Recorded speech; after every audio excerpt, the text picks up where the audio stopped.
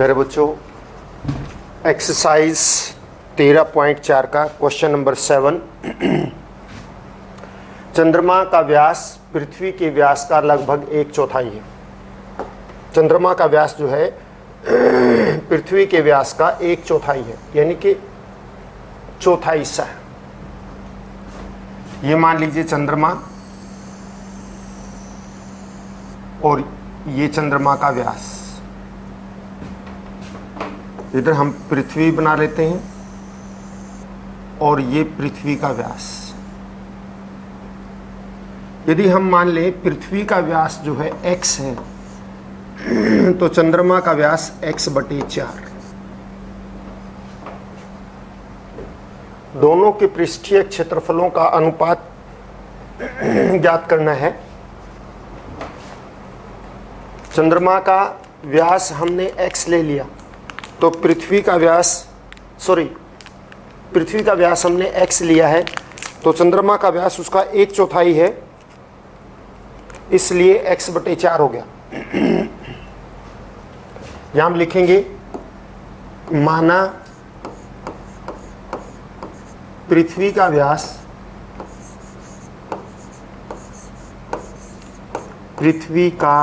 व्यास हमने मान लिया x,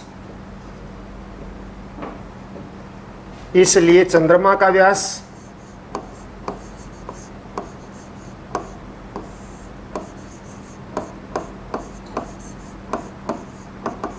इसका 1/4 यानी x/4 होगा।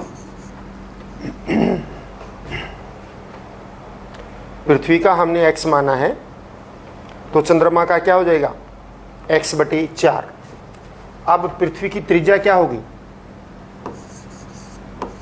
पृथ्वी की त्रिज्या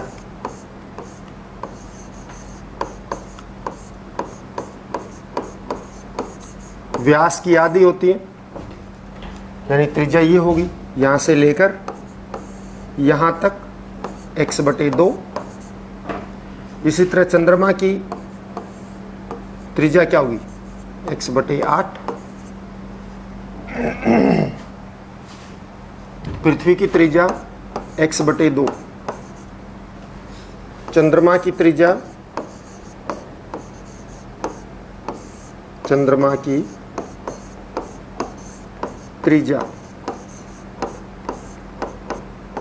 x/4/2 यानी कि x/8।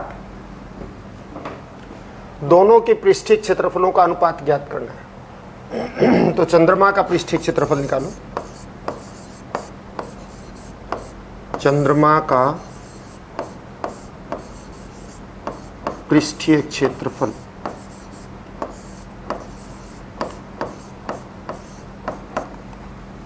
चार पाई r/2 होता है, हमें पता है क्योंकि ये सभी गोलाकार हैं। 4 की जगह 4, पाई 22/7 r। चंद्रमा की त्रिज्या है x/8 यानी x/8 का वर्ग कितना हो गया, 4 × 22 × x/2 बटे 7 × 64। 4 से कट गया 16 और 2 से कटा ये 8 और 2 से 11। ये बन गया हमारा 11x/2 बटे 56। ये चंद्रमा का पृष्ठीय क्षेत्रफल आता है। अब पृथ्वी का पृष्ठीय क्षेत्रफल, पृथ्वी का पृष्ठीय क्षेत्रफल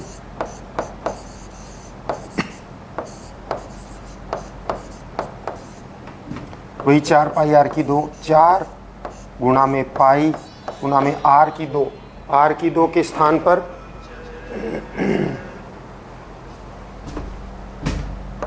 x/2 का वर्ग। तो ये बन गया हमारा पृथ्वी का पृष्ठीय क्षेत्रफल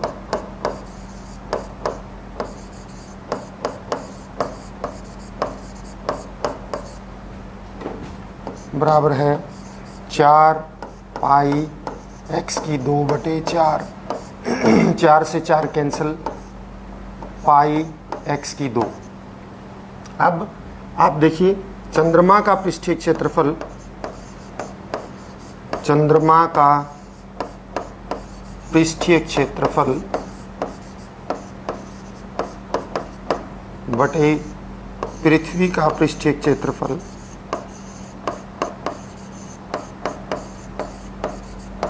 ऊपर नाम उसी का लेना जिसका नाम पहले आया हो। चंद्रमा का पहले है तो ऊपर चंद्रमा का आएगा पृष्ठीय क्षेत्रफल, और चंद्रमा का पृष्ठीय क्षेत्रफल है 11x की 2/56। हमने पाई का मान रख दिया था, यहाँ पे हम इसको रख सकते हैं 22/7 x की 2। तो ये क्या हो जाएगा 22x की 2 ऊपर 7, x की 2 से x की 2 कट गया, 11 दूनी 22, 7 8 56, कितना आ गया 1/16, यानी कि 1:16।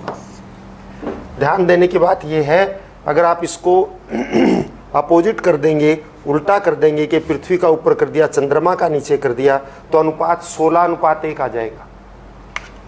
तो इसलिए आपको जो है क्या करना है कि जिसका नाम पहले हो, हमेशा अनुपात में ध्यान रखने की बात है कि जिसका नाम पहले उसको आपने अंश में रखना है, और जिसका नाम बाद में उसको आपने हर में रखना है। तो 1:16 ये अनुपात आ गया। इसके साथ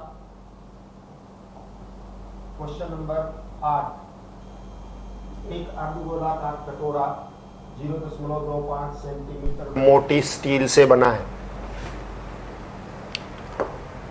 अर्धगोलाकार कटोरा जो है कितनी मोटी स्टील से बना है, 0.25 मोटी स्टील से बना है। तो मोटाई दिखा देते हैं। ये कटोरे का आंतरिक व्यास लगा लीजिए, ये कटोरे का बाहरी व्यास हो गया, और इस तरह से ये कटोरा। अगर इसमें अंदर की तरफ से करें तो कटोरा ऐसे होगा, कटोरे का ये होगा। सामने से देखें तो ये इस तरह से दिखेगा।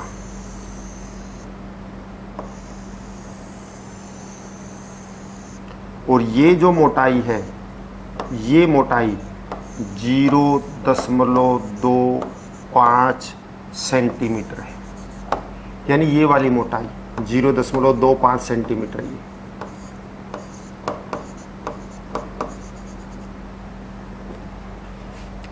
और कटोरे की आंतरिक त्रिज्या, आंतरिक त्रिज्या का मतलब है यहाँ बीच से लेके और यहाँ तक, ये जो है आंतरिक त्रिज्या है इसकी, और ये है 5 सेंटीमीटर। आंतरिक त्रिज्या 5 सेंटीमीटर। तो आप ये देखिए कटोरे की दीवार की मोटाई, दीवारों की मोटाई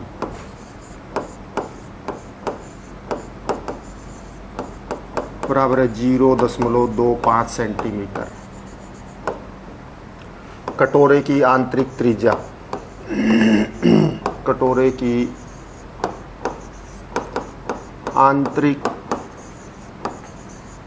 त्रिज्या 5 सेंटीमीटर।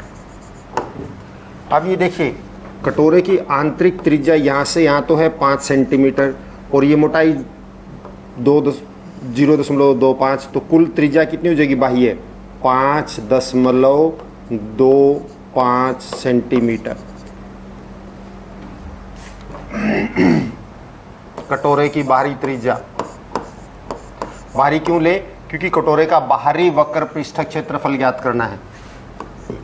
कटोरे की आंतरिक त्रिज्या में जो चादर की मोटाई है, यानी उसकी जिस स्टील से वो बना उसकी मोटाई जुड़ जाएगी, तो आंतरिक आ जाएगी, सॉरी बाह्य आ जाएगी।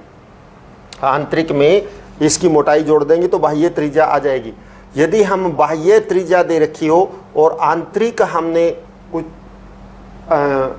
क्षेत्रफल निकालना हो या आंतरिक त्रिज्या निकालनी हो तो हम बाह्य में से मोटाई घटा देंगे। कटोरे की बाह्य त्रिज्या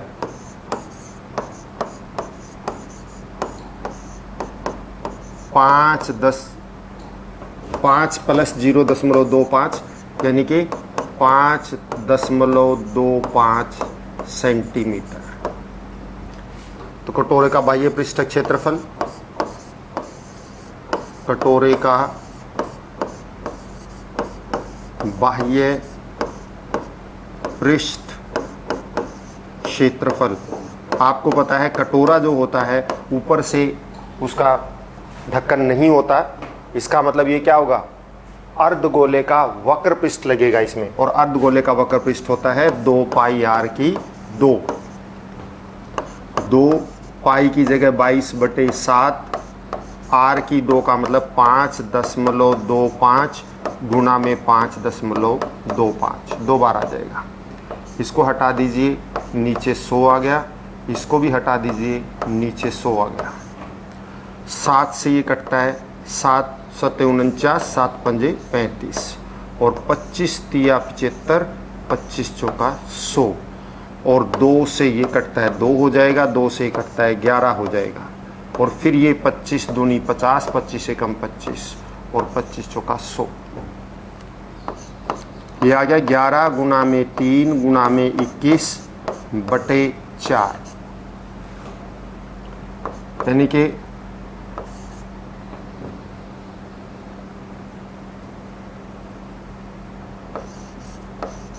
693/4।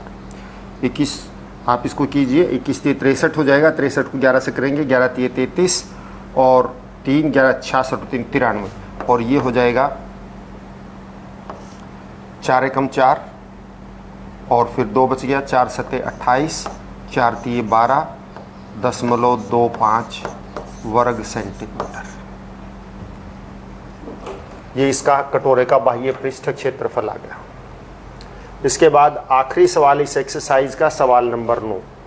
इसमें कह रखा है कि एक लंब वृत्तीय बेलन त्रिज्या r वाले एक गोले को पूर्णतः घेरे हुए है। ये गोला है, इसकी त्रिज्या जो है वो r है, और लंब वृत्तीय बेलन इसको पूरी तरह से घेरे हुए है, ना बड़ा है ना छोटा है, कहने का मतलब। तो इसकी त्रिज्या यदि r है तो इस बेलन की त्रिज्या भी क्या हो जाएगी, r हो जाएगी।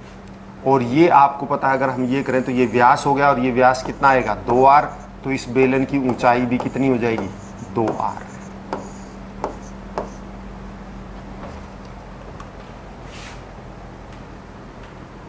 गोले की त्रिज्या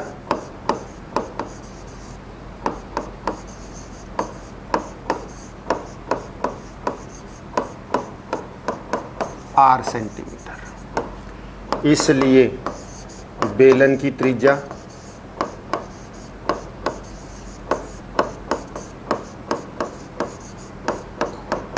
बराबर r सेंटीमीटर। गोले का व्यास बराबर है बेलन की ऊंचाई,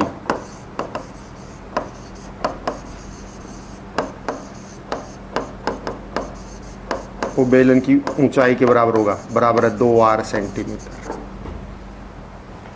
इसलिए आप देखिए गोले का पृष्ठीय क्षेत्रफल, तो गोले का पृष्ठीय क्षेत्रफल, गोले का पृष्ठीय क्षेत्रफल 4 पाई r की 2, ये तो यही रहेगा, क्योंकि इसमें त्रिज्या r ही है तो यही रहेगा, क्योंकि 4 पाई r की 2 होता है, और r क्या है त्रिज्या, और यहाँ त्रिज्या r ही है, इसलिए गोले का पृष्ठीय क्षेत्रफल यही। बेलन का पृष्ठीय क्षेत्रफल सॉरी, बेलन का वक्र पृष्ठ यानी पार्श्व पृष्ठ, यानी ऊपर और नीचे का नहीं लेना है, वक्र पृष्ठीय क्षेत्रफल वो होता है 2 पाई आर एच, और यहाँ पर h किसके बराबर है, 2r के बराबर है, तो 2 पाई r गुणा 2r, यानी कि 4 पाई r की 2। तो अब आप देखिए ऊपर 1 और 2 में प्राप्त क्षेत्रफलों का अनुपात, यानी कि गोले का पृष्ठीय क्षेत्रफल, एक उत्तर आ गया हमारा ये, दूसरा उत्तर भी यही आ गया। अब गोले का पृष्ठीय क्षेत्रफल, गोले का पृष्ठीय क्षेत्रफल बटे बेलन का वक्र पृष्ठीय क्षेत्रफल, बेलन का वक्र पृष्ठीय क्षेत्रफल, ये भी 4 पाई आर की 2 है और नीचे भी 4 पाई आर की 2 है, कट गए तो 1/1, यानी 1:1। आज के लिए इतना ही काफ़ी। घर पर रहें, स्वस्थ रहें, और इसी के साथ ही एक्सरसाइज पूरी होती है। धन्यवाद।